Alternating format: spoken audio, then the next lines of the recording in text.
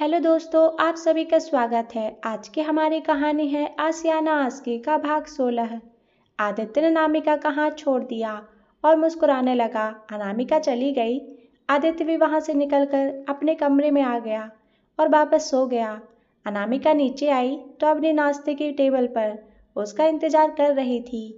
अनामिका ने अपना bag side में रखा और अवनी को कहा, तुमने हमें जगाया क्यों नहीं? तुम बहुत गहरी नींद में सो रही थी। सोचा सोने देते हैं। सच में पागल हो तुम। अनामिका ने कहा, आज कॉलेज में एडमिट कार्ड मिलने हैं। परेशान क्यों हो रही हो? चलते हैं ना? अवनी ने बेपरवाही से कहा तो अनामिका ने रुआसा होकर कहा, परेशान इसलिए हैं क्योंकि इस बार हमने कुछ नहीं पढ़ा।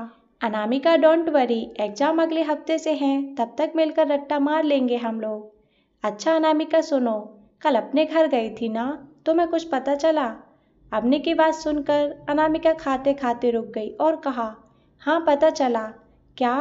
अवनी ने एक्साइटेड होकर कहा तो अनामिका ने उसे आधी अधूरी बातें बता दी और वसीयतनामे वाली बात नहीं बताई।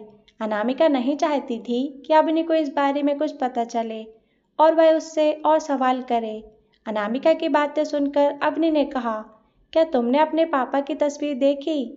हाँ, पर हम नहीं चाहते कि वो कभी हमसे मिले। ये सब जानने के बाद हम उन्हें कभी माफ नहीं कर पाएंगे अवनी। अनामिका ने उदास होकर कहा तो अवनी ने प्यार से उसके कंधे पर हाथ रखा और कहा, तुम परेशान मत हो, हम सब लोग हैं ना, अब से तुम यहीं रहोगी। एक दिन तो हमें यहाँ से जाना ही होगा ना?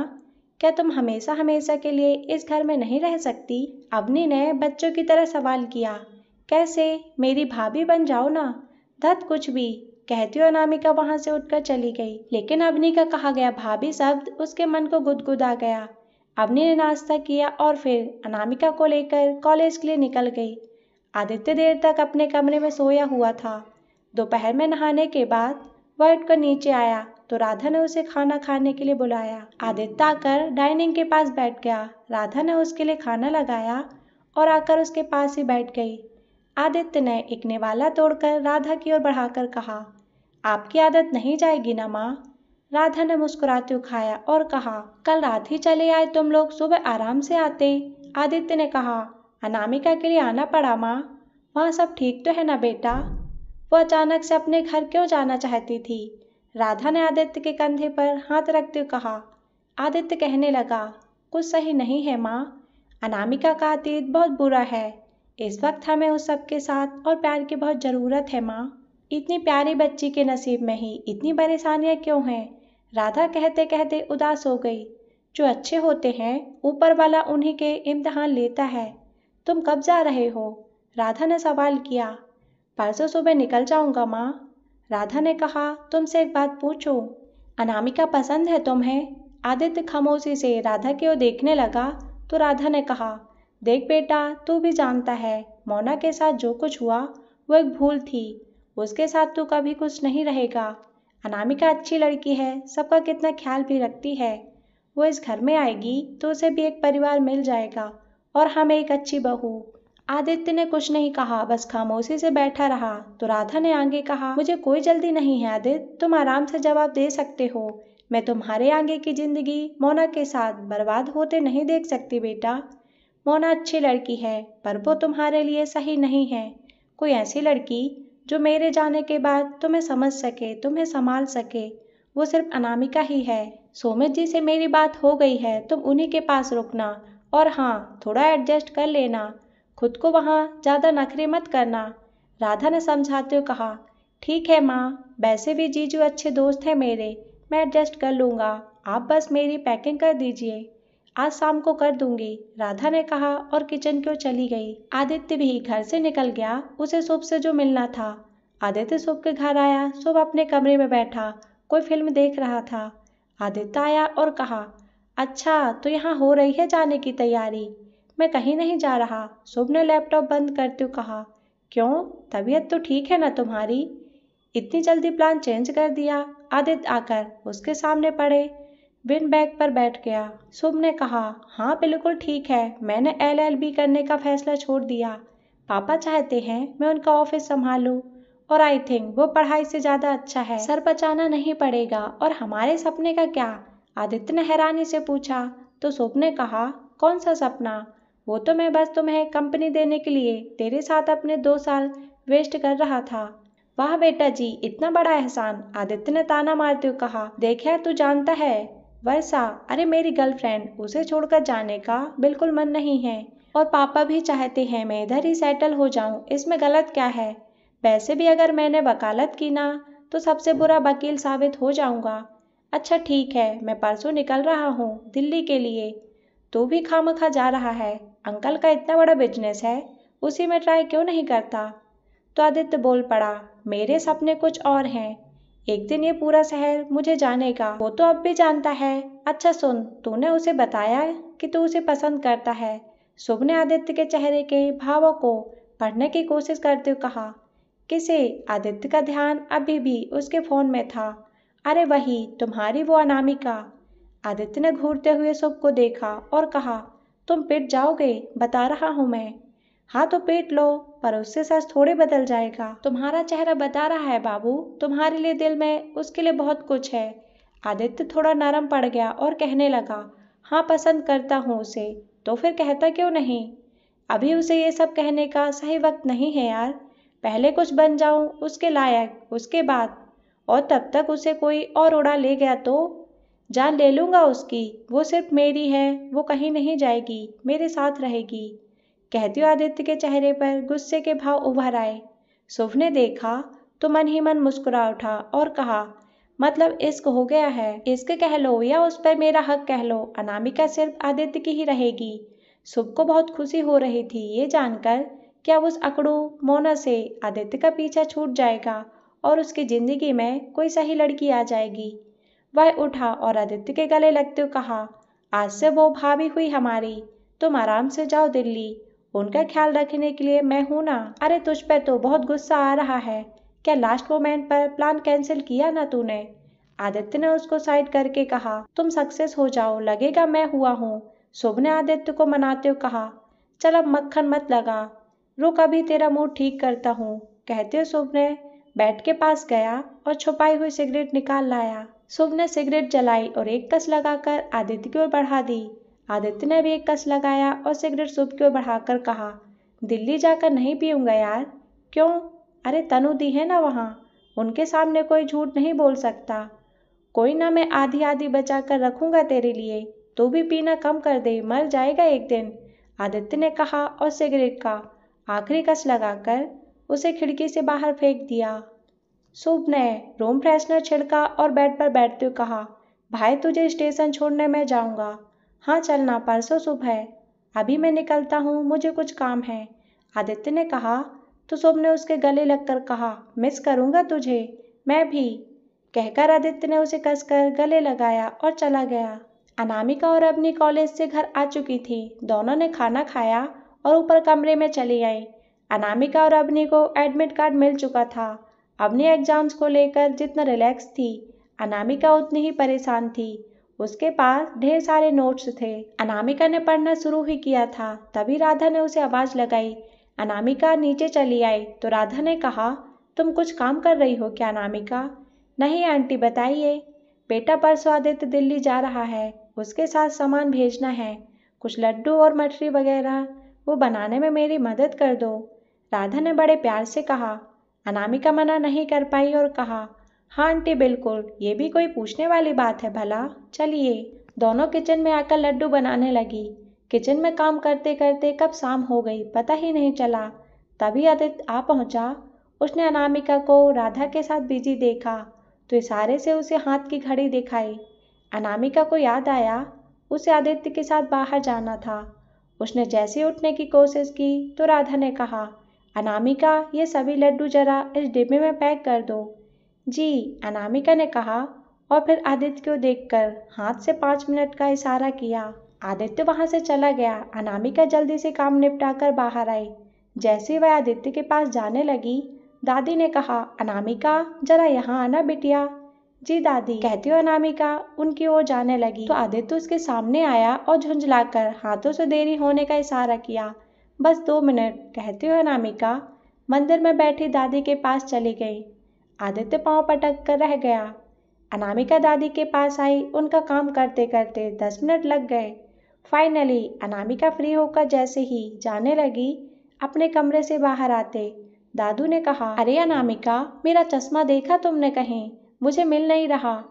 हम अभी ढूंढते हैं दादू, कहती हुई अनामिका दादाजी का चश्मा ढूंढने लगी, जिसमें आधा घंटा हो चुका था। गुस्से से आदित्य बाहर निकल गया और कुछ देर बाद फिर कर उसने घर के लैंडलाइन पर फोन लगाया। फोन दादी माँ ने उठाया तो आदित्य ने वापस कट कर दिया। कुछ देर बाद उसने एक बार फिर फोन किया। इस बार भी फोन दादी नहीं उठाया, लेकिन आदित्य कुछ नहीं बोला, बस दादी ही हेलो हेलो बोलती रहीं। तो दादाजी ने कहा, अरे कौन है फोन पर? पता नहीं कौन नालायक है, कब से हेलो हेलो बोले जा रही हूँ, जवाब ही नहीं देता। आओ आप ही आकर बात करो, कहते हुए दादी ने रिसीवर साइड में रखा और चली गई। दादू फोन की ओर चल दिए।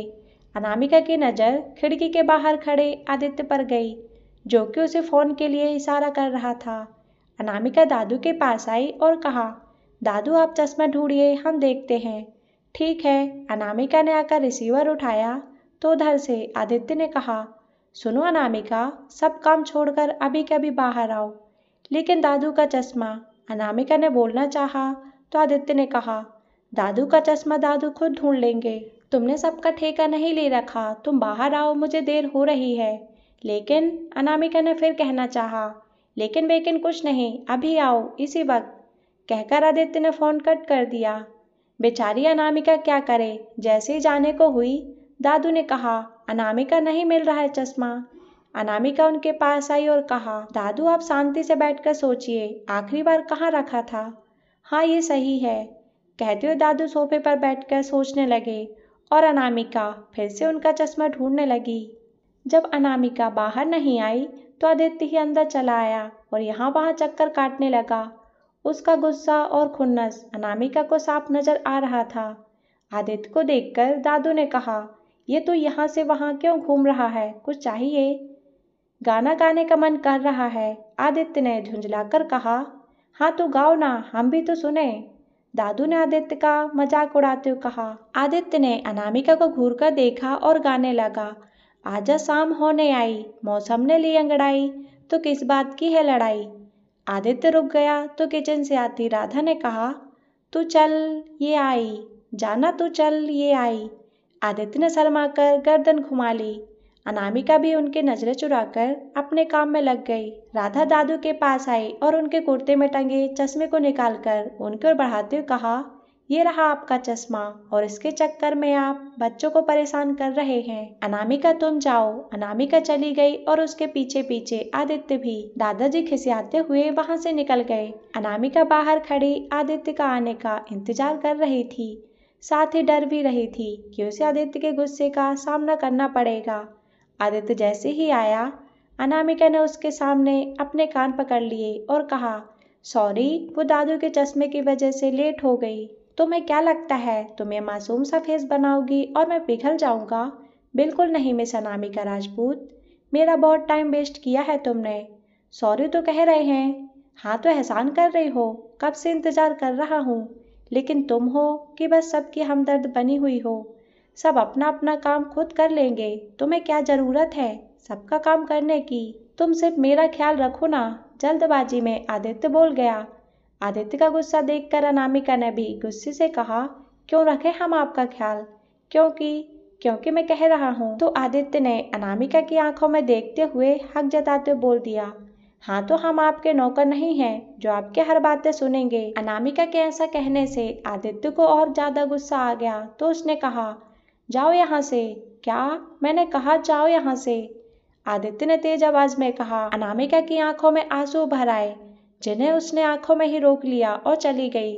आदित्य का इस तरह चिल्लाना उसे बिल्कुल अच्छा नहीं लगा। चलते चलते वह सामने किसी से टकरा गई। उसने सर उठाकर देखा तो सामने आदित्य खड़ा था, सर झुकाए, अपने दोनों कान पकड़े और उसे देखकर अनामिका बस एक ही बात सोच रही थी, कैसे समझे आपको। आदित्य अपने दोनों कान पकड़े अनामिका के सामने खड़ा था। कुछ देर पहले जब वह अनामिका पर चिल्लाया था तब अनामिका की आंखों में आंसू भर आए थे, लेकिन अब आदित्य को देखकर वह मुस्कुरा रही थी। उसने आदित्य के हाथ नीचे किए और कहा, कुछ नहीं हो सकता आपका, तुम चाहो तो बहुत कुछ हो सकता है। आदित्य ने शरारत से अनामिका की आंखों में झांकते हुए कहा। आदित्य की इस बात से अनामिका ने नजरें चुरा ली और जाने लगी तो आदित्य ने कहा, चलो ना अनामिका प्लीज। ठीक है चलिए। अरे अभी तो तुम नाराज थी, अब मान भी गई। अपनों से कैसे नाराजगी, अनामिका ने प्यार से उसकी आंखों में झांकते हुए कहा। आदित्य का मन किया अनामिका की इस बात पर अपना दिल निकाल कर रख दे, पर उसने ऐसा कुछ नहीं किया और मुस्कुराता हुआ गाड़ी की तरफ बढ़ गया। अनामिका भी आकर बैठ गई। आदित्य ने गाड़ी स्टार्ट की और दोनों घर से निकल गए। दोनों बहुत खुश थे पर खामोश थे। एक दूसरों को अच्छे से जानते भी थे और एक दूसरे को चाहते भी थे, लेकिन ये खामोशियां खत्म होने का नाम ही नहीं ले रही थीं। कुछ दूर चले ही थे कि आदित्य ने ही बात की शुरुआत करते हुए कहा, तुम्हें तुम्हारा एडमिट कार्ड मिल गया? जी। तुम क्या हमेशा ऐसे ही बात करती हो? जी हाँ जी। जी बचपन से ही, मत किया करो। क्यों नहीं करें? आदित्य मुस्कुराया और कहा, जी हाँ जी कहकर बात करने वाली लड़कियां वाइफ मटेरियल होती हैं। अच्छा जी, लेकिन इसमें गलत क्या है? किसी को रिस्पेक्ट देना अच्छी बात है। हाँ तुम्हारा बस चले तो तुम तो दुनिया की हर चीज को रिस्पेक्ट दो। आप मजाक उड़ा रहे हैं हमारा? हाँ उड़ा रहा हूँ, आदित्य ने कहा तो अनामिका खींचकर दूसरी ओर देखने लगी। आदित्य को बहुत हंसी आ रही थी। रही सही कसर उसने गाना चलाकर पूरी कर दी। म्यूजिक सिस्टम पर गाना बजने लगा। गाना बहुत खूबसूरत था। शाम का मौसम और उस पर अनामिका, आदित्य का साथ। गाना सुनते ही अनामिका का गुस्सा छूमंतर हो गया। उसने आदित्य की ओर पलटकर कहा, आप ऐसे गाने भी सुनते हैं? तुम्हारा मतलब मैं रोमांटिक नहीं हूँ? हाँ नहीं, मतलब आप थोड़े से। कहते कहते अनामिका रुक गई तो आदित्य ने कहा, तुम्हारे कहने का मतलब है मैं सड़ू हूँ? मतलब इस तरह के रोमांटिक गाने सुनते हमने आपको कभी नहीं देखा। मुझे सब पता है, ये जो मन ही मन में तुम मुझे सड़ू कहकर बुलाती हो ना, सब समझता हूँ मैं, पर तुम्हारे मुंह से ये सुनकर बुरा नहीं लगता। अनामिका ने कुछ नहीं कहा, बस प्यार से आदित्य को देखते हुए सोचने लगी, आप इतने बुरे भी नहीं हो जितना खुद को दिखाते हो। कुछ कहा तुमने? आदित्य ने उसकी ओर देखकर कहा, ना नहीं नहीं। तो? अनामिका हड़बड़ा गई। लगा शायद आदित्य ने उसकी बात सुन ली हो। आदित्य ने फिर अपना ध्यान स्टीयरिंग पर जमा लिया। गाड़ी मार्केट पहुंची। आदित्य ने गाड़ी को साइड में लगाया और दोनों नीचे उतरकर मॉल में चले आए। भीड़ से वही जगह खचाखच भरी हुई थी। ये देखकर अनामिका का दिल घबरा रहा था। आदित्य ने देखा तो उसका हाथ पकड़कर पलकें झुकाकर एहसास दिलाया कि वह उसके साथ है। दोनों वहां से निकलकर ऊपर चले आए। एक शॉप से आदित्य ने अपने लिए कुछ जीन्स और शर्ट देखे। कुछ पसंद नहीं आ रहा था उसे। आता भी कैसे? वो खुद इतना कॉम्प्लिकेटेड था तो उसकी पसंद भी उतनी ही कॉम्प्लिकेटेड होनी थी। 1 घंटे तक जब कुछ पसंद नहीं आया और उसके सामने कपड़ों का ढेर लग गया। आदित्य को कुछ पसंद नहीं आया तो अनामिका उसके पास आई और कहा, ऐसे तो आपको कुछ पसंद नहीं आएगा, रुकिए हम देखते हैं। अनामिका ने लड़के से कपड़े दिखाने को कहा। उसने एक हल्के आसमानी रंग का शर्ट उठाया और आदित्य से लगाकर देखते हुए कहा, परफेक्ट। भैया ये कर दीजिए। अनामिका ने वह शर्ट लड़के को दे दी। आदित्य खामोशी से देखता रहा। अनामिका ने 10 मिनट में आदित्य के लिए 4 जोड़ी कपड़े सिलेक्ट कर दिए। दुकान वाला लड़का और आदित्य दोनों कभी अनामिका को देखते तो कभी एक दूसरे को। लड़की होकर वो इतनी जल्दी सेलेक्ट कर रही थी, जबकि आदित्य पिछले 1 घंटे से कुछ नहीं देख पाया था। आदित्य को हक्का बक्का देखकर अनामिका उसके पास आई और कहा, जिंदगी में अगर हर चीज अपनी पसंद की खरीदोगे तो पीछे रह जाओगे, इसलिए कुछ चीजें दूसरों के पसंद की भी होनी चाहिए। तुम्हारी पसंद बहुत अच्छी है, आदित्य ने कहा। जानते हैं, कहकर अनामिका वहां से साइड में चली गई। दुकान वाला लड़का आदित्य के पास आया और कहा, भैया सच में उनकी पसंद बहुत यूनिक है, पर कैसे? आदित्य मुस्कुराते हुए लड़के की ओर पलटा और कहा, मुझे देख लो, मैं भी उनकी पसंद में से ही एक हूँ। अच्छा तो वो आपकी गर्लफ्रेंड है? लड़के ने आदित्य के साथ सहज होते हुए कहा। भाभी है तुम्हारी, अब चलकर बिल बनाओ, आदित्य ने अनामिका को देखते हुए कहा। अनामिका दूर खड़ी कपड़े देखने में बिजी थी। लड़के ने बिल बनाकर आदित्य को थमा दिया और साथ ही कपड़े के बैग्स भी। अनामिका और आदित्य बाहर आ गए। तब तक हल्का अंधेरा हो चुका था। आदित्य ने बैग पिछली सीट पर रखे और अनामिका के पास आकर कहा, यहाँ पास ही में एक पाव भाजी वाला है, वो बहुत अच्छी पाव भाजी बनाता है, चले खाने? ठीक है। दोनों पैदल ही चल पड़े। चलते चलते दोनों पाव भाजी के पास पहुंचे। आदित्य ने लड़के से 2 प्लेट लगाने को कहा और पास रखे बेंच पर आकर अनामिका के साथ बैठ गया। बैठे बैठे आदित्य की नजर अनामिका पर चली गई। उसका गोरा रंग चमचमाती लाइटों की रोशनी में और भी खूबसूरत लग रहा था। उसकी आंखें किसी दिए की लौ जैसी लग रही थीं, जो बार बार पलकों की ओट में छुप जाती। उसके बाल हवा में उड़कर बार बार उसकी आंखों और उसके गालों को छू रहा था। वो अपनी खाली आंखों से सामने सड़क पर दौड़ती गाड़ियों को एकटक देख रही थी। आदित्य ने अनामिका के सामने हाथ हिलाते हुए कहा, कहाँ खोई हो? कहीं नहीं, इन भागते लोगों को देख रहे हैं। आखिर सब इतनी जल्दी में क्यों होते हैं? वो इसीलिए ताकि कुछ छूट न जाए और वो जिंदगी का एक एक पल जी सकें। लेकिन कुछ न कुछ तो छूटेगा ही ना। भागने से हम जिंदगी का वो सुख नहीं ले सकते जो कुछ छोड़कर ले सकते हैं। सारी चीज़ों को एक साथ लेकर चलेंगे तो चल नहीं पाएंगे। तुम्हें तो प्रोफेसर होना चाहिए, आदित्य ने अनामिका का मजाक उड़ाते हुए कहा। इसमें प्रोफेसर वाली कौन सी बात है? हमें ऐसा लगता है, इसलिए हमने कहा। तब तक लड़का ने उन दोनों के लिए प्लेट्स ले आया और उनके सामने रखकर चला गया। दोनों चुपचाप खाने लगे। पाव भाजी सच में टेस्टी थी। अनामिका बड़े चाव से खा रही थी और आदित्य बस प्यार से उसे खाते हुए देख रहा था। खाते खाते अनामिका की नज़र आदित्य पर गई तो उसने देखा आदित्य उसे ही देख रहा है। अनामिका थोड़ा झेप गई और धीरे धीरे खाने लगी।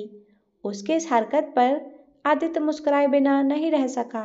पाव भाजी खाने के बाद दोनों उठे। आदित्य ने बिल चुकाया और अनामिका के साथ साथ फुटपाथ पर चल पड़ा। चलते चलते अनामिका ने कहा, पाव भाजी अच्छी थी। हाँ ठीक थी, और कुछ खाना है?